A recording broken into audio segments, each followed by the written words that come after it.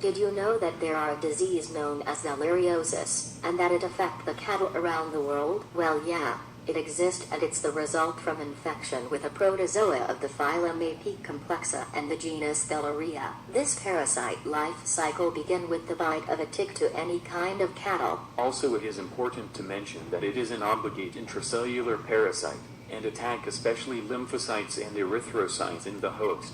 There are 3 important species of this parasite. In dark orange you can see the distribution for the species Theleria annulata, that cause deliriosis tropical and occurs from southern Europe and the Mediterranean coast. On the other hand, in pallid orange you can see the distribution for Theleria parva, that cause East Coast fever, and it could be found in sub-Saharan Africa. Finally, in gray you can see the distribution of the group constituted from 3 species, that in spite of being considered benign, they induced an outbreak in Australia. The deliriosis outbreaks are occurring on New South Wales, Australia, since 2006, but the last one was on 2012. These diseases produced by parasite Theleria orientalis, that is distributed from the Southeast Asian archipelago to Australia and New Zealand. The principal affected city was New South Wales, because 20% of the cattle were sick.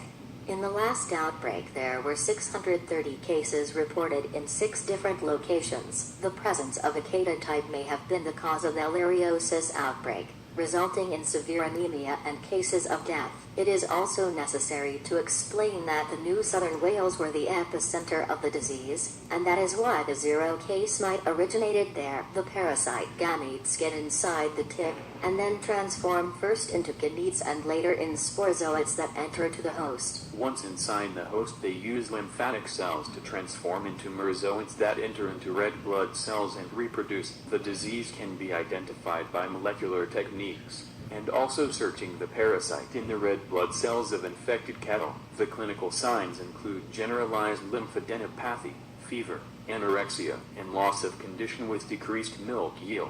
Finally, terminally ill animals often develop pulmonary edema, severe dyspnea, and a frothy nasal discharge. This disease causes an impact on humans' alimentation and economy. For example, at 2011 the world spent more than $552 trying to control the disease.